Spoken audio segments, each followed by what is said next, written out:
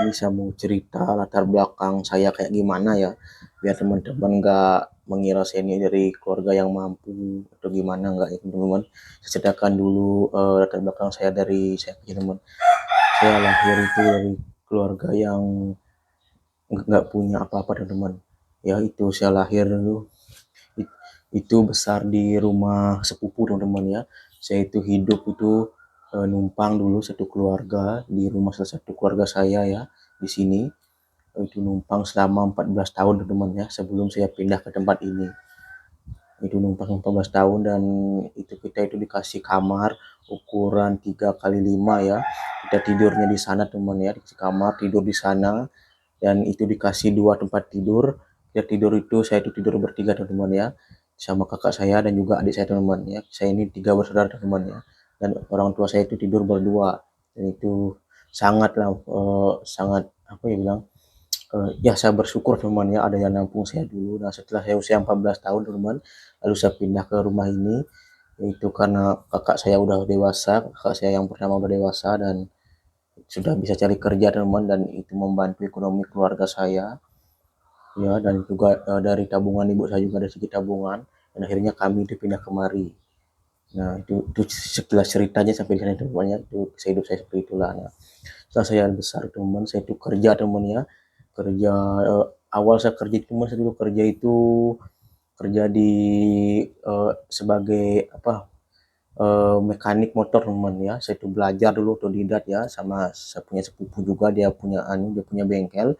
Saya belajar di sana selama setahun ya, belajar-belajar karena satu dan lain hal lah. Itu akhirnya saya keluar teman-teman karena nggak kuat ya. Setelah keluar itu saya pindah ke industri media teman-teman ya, itu di TV kabel sebagai debt collector ya. Saya kerja di TV kabel selama 2 tahun kurang lebih.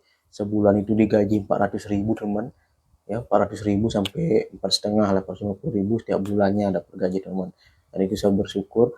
Nah di usia saya yang ke 19 tahun teman-teman, saya itu kerja sebagai office boy waktu itu ya, karena ada lama loker waktu itu di kota dan itu tidak perlu pendidikan tinggi.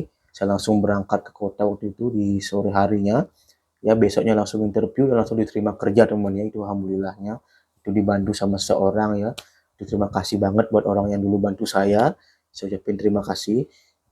Itulah pertama titik awal saya bisa ngumpulin uang teman ya, ngumpulin uang ya. Sebulan itu saya digaji dulu itu 2 juta teman ya, sebagai office boy teman di salah satu perusahaan di kota.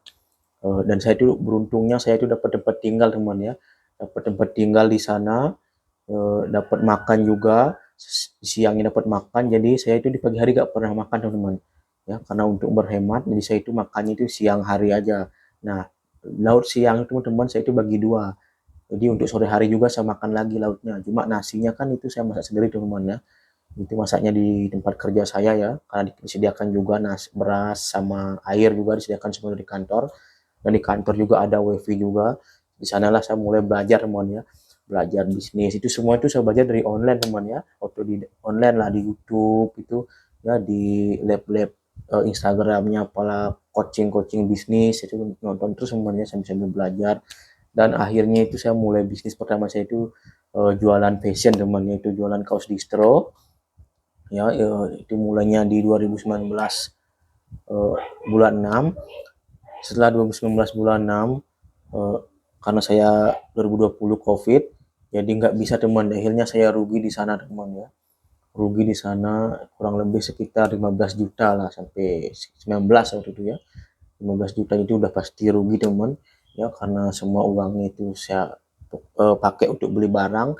Dan waktu itu covid nggak ada yang beli, karena akhirnya barangnya saya jual dengan harga modal ya, dan itu rugi teman hitungannya, karena saya harus bayar sewa gudang juga waktu itu ya. Bisa sewa gudang di Jawa waktu itu untuk stok barangnya, itu rugi. Dan setelah itu saya mulailah masuk ke saham. Di saham saya untung lumayan lah, sekian juta untung. Di kripto saya masuk kripto lagi, lalu saya dibantai di kripto teman ya. Di kripto saya rugi, dan itu aset saya cukup lumayan banyak ruginya ya, dan akhirnya saya cut loss ya, karena nggak kuat.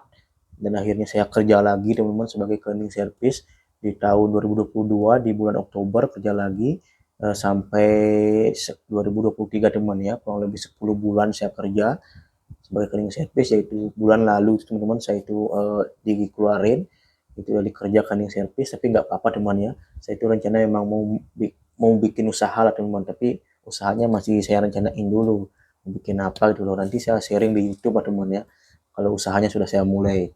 Dan terima kasih juga dulu buat orang-orang yang udah mau menonton video saya sebelumnya ya, karena yang nonton cukup banyak ya, saya ucapin terima kasih. Dan itulah teman ya, kilas kisah perjalanan saya teman ya.